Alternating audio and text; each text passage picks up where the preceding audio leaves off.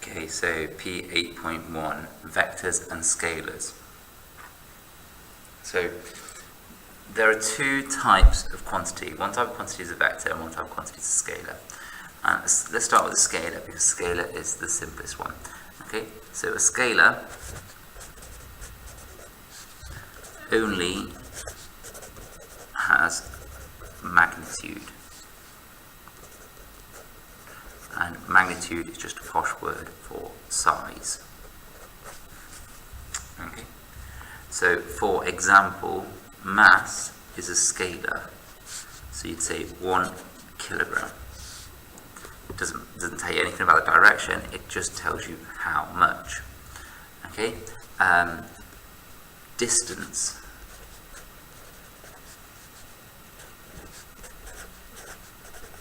is a scalar, it just tells you how far, it doesn't tell you how much. Speed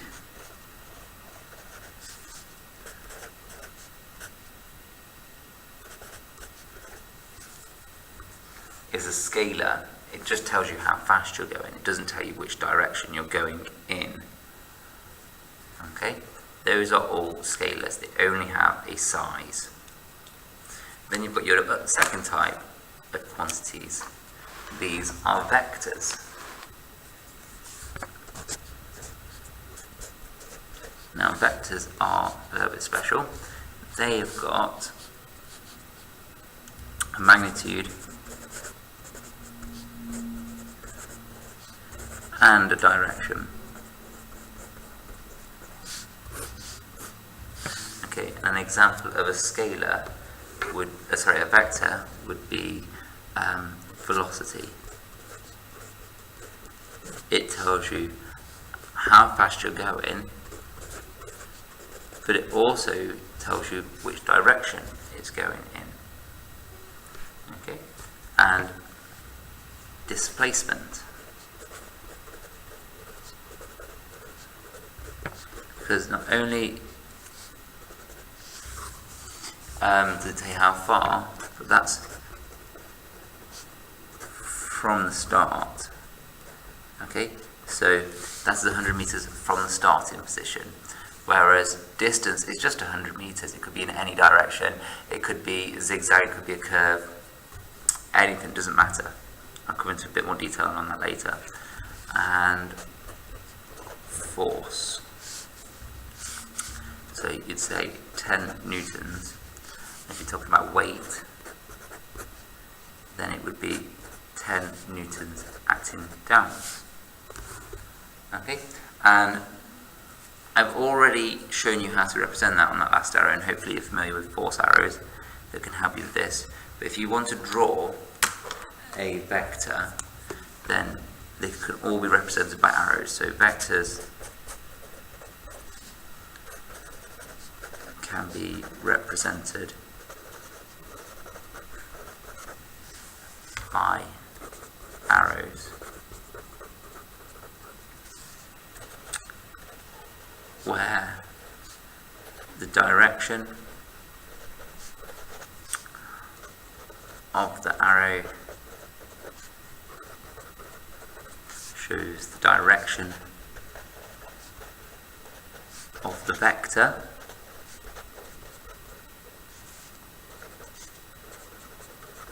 and the size of the arrow shows the magnitude.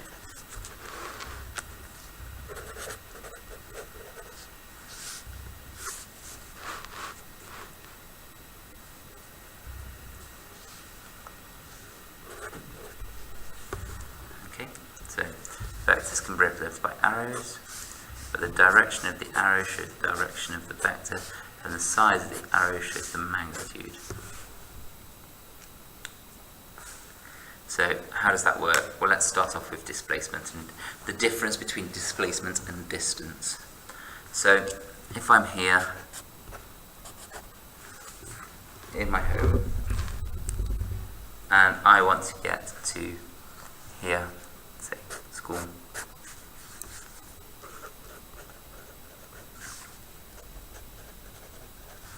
So from home to school, and I know that I could draw an arrow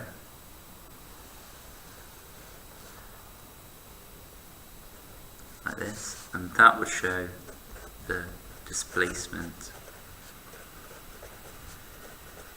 Okay, when I am at school, I am so many meters from home, and you know the arrow, which you know the direction that your home is in from your school, and you know how far it is. But we all know that when we travel anywhere, that you don't get to somewhere in a straight line like that. So if you did this, so if this was your journey to school, then that is the distance travelled.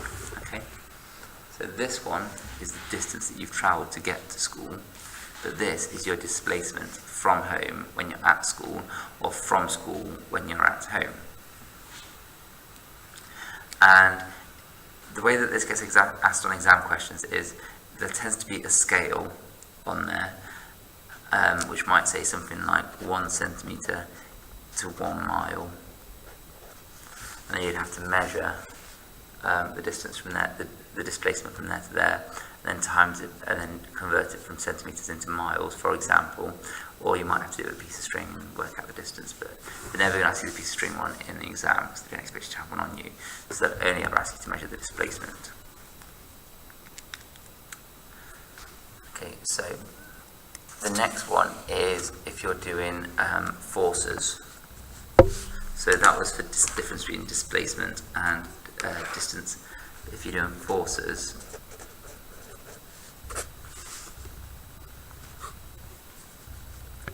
so if I've got a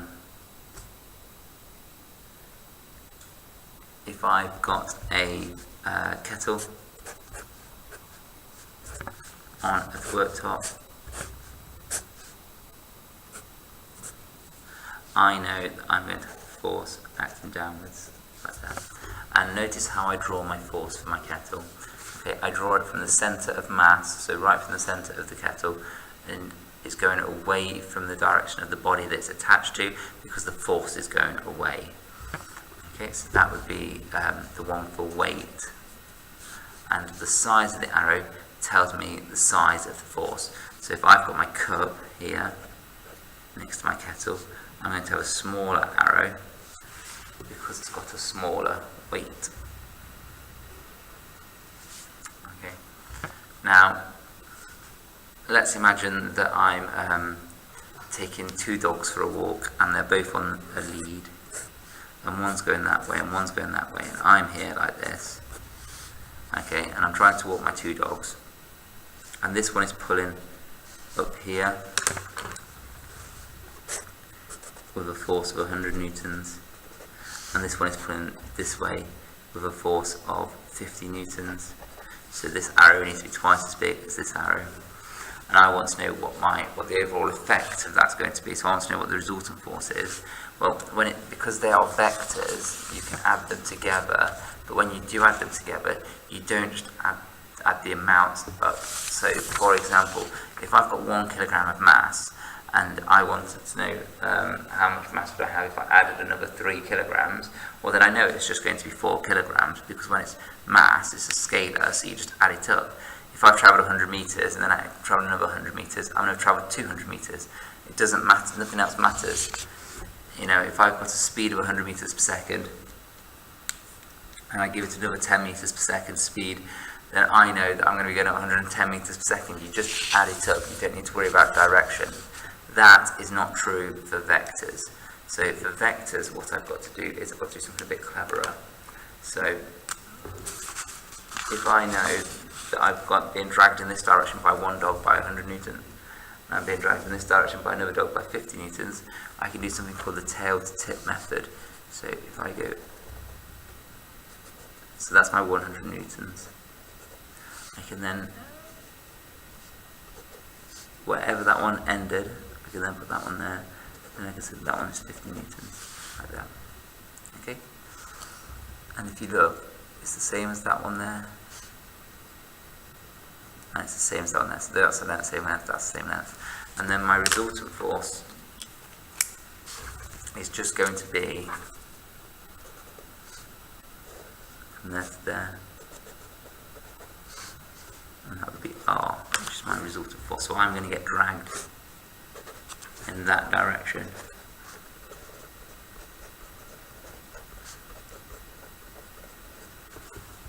Okay, and the number that and the amount that I'm going to get dragged in that direction is going to be